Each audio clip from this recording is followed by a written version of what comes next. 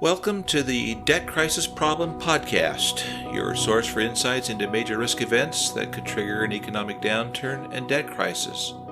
Today we're discussing public health and well-being. Our goal is to create risk awareness and spark a healthy debate for the average citizen. The world is too fragile to wait. We need fresh candor and common sense. A debt crisis looms due to unsustainable debt and deficit spending everywhere. It's time to wake up and speak up. Let's get started. Society is sick and is getting sicker. What about the general health of society these days? Stripping away the facades we often put up in life, what is really going on in our lives for real?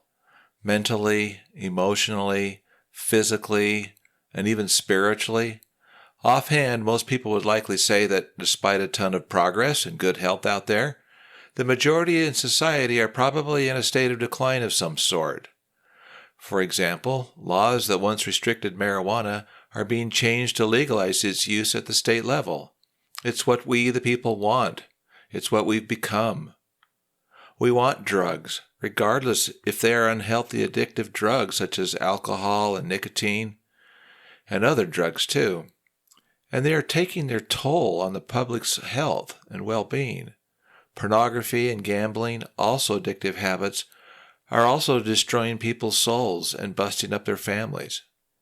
How can we ignore what's happening with society's public profile and moral decline and not think about the certain long-term implications on the U.S. economy too?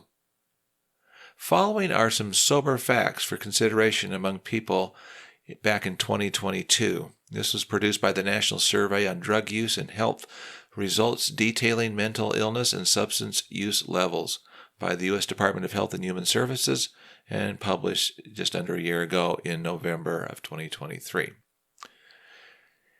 For those aged 12 and older, pretty much everybody, 59.8% or 168.7 million people used tobacco products, vaped nicotine, used alcohol, or used an illicit drug in the past month.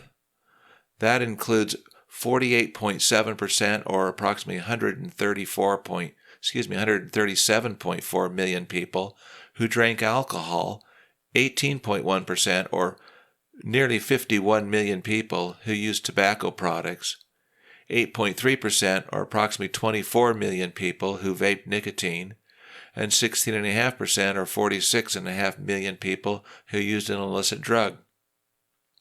Next, 70.3 million people, or 24.9% of everybody, used illicit drugs in the past year. Marijuana was the most used illicit drug, with 22% or 61.9 million people using it in the past year.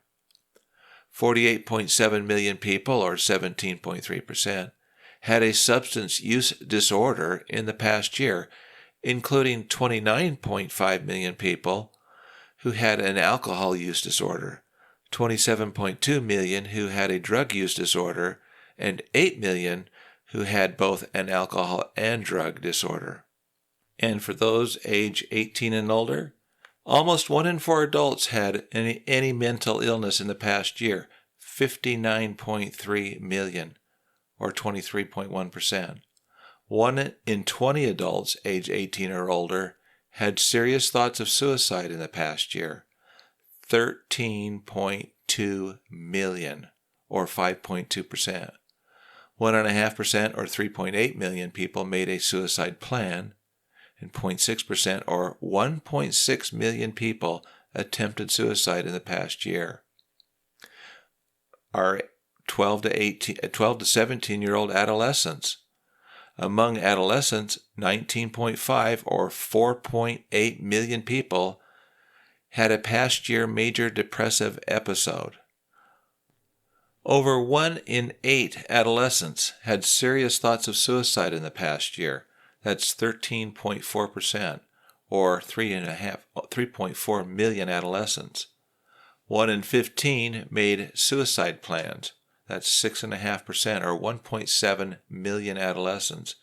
And nearly 1 in 25, which is almost 4%, or 953,000 adolescents, attempted suicide in the past year.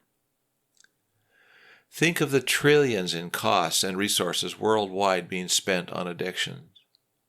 Think of the millions of people who could be saved if somehow just 3 addictive substances could be removed from society: tobacco, alcohol, and illicit drugs.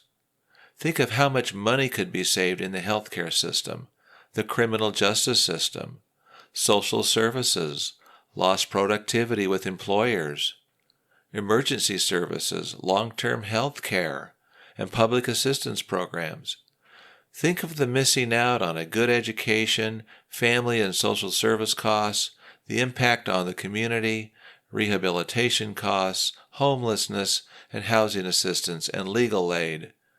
Think of the insurance and health care costs to get medical treatment, and pharmaceutical and other treatment costs, loss of human capital, and the impact on children and youth. Certainly the cost savings would be in the hundreds of billions or several trillions each year.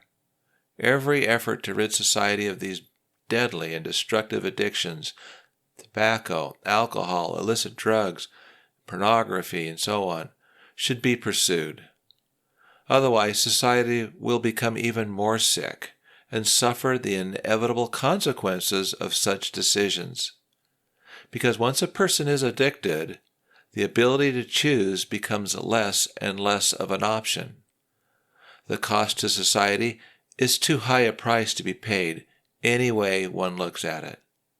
Every consumer will pay higher prices for goods and services due to these costs, face higher health insurance premiums, pay more in taxes to cover public expenditures for law enforcement and the judicial systems, as well as hinder economic growth.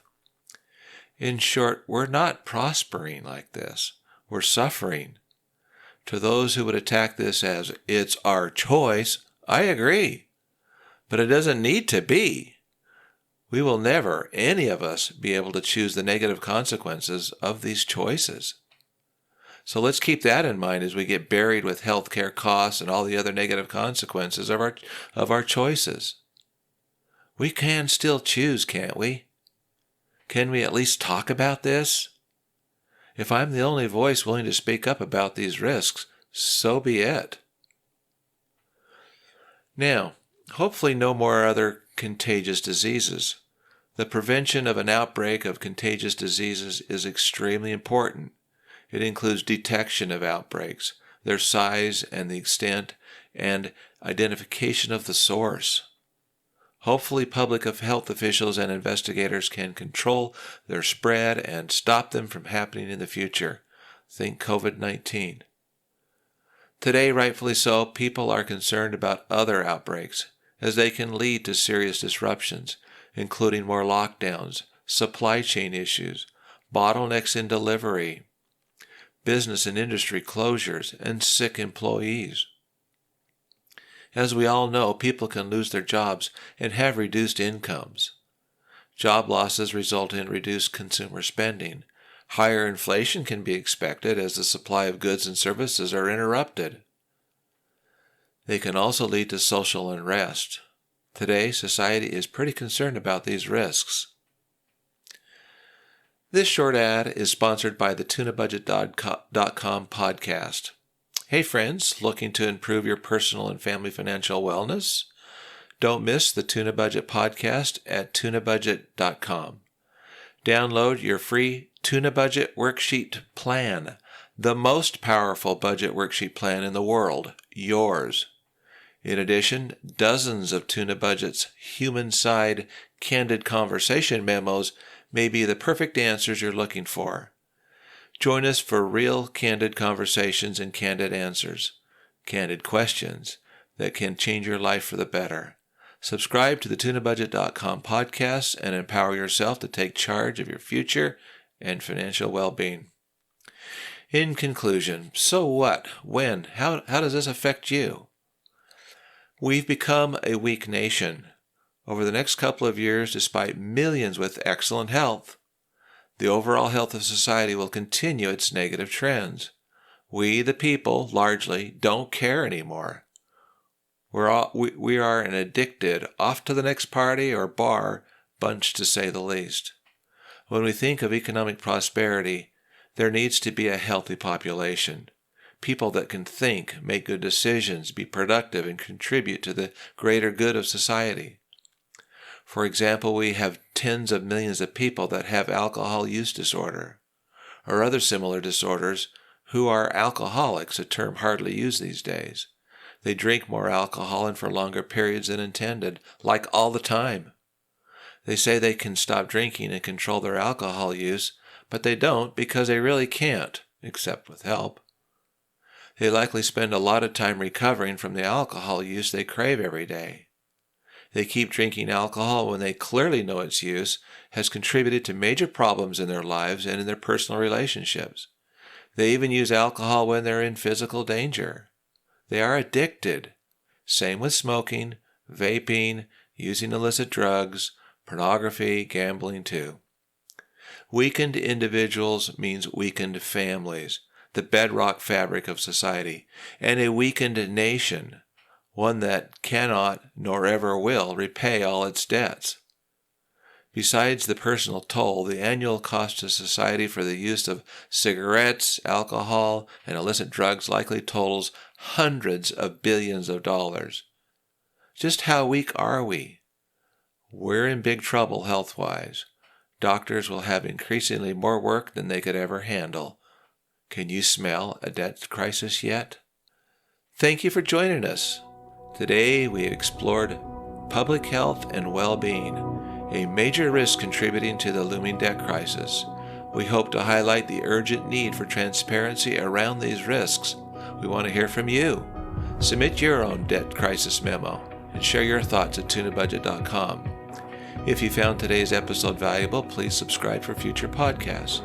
Your support helps us grow this healthy debate. Until next time, take all precautions necessary. Your financial wellness matters. Thanks again.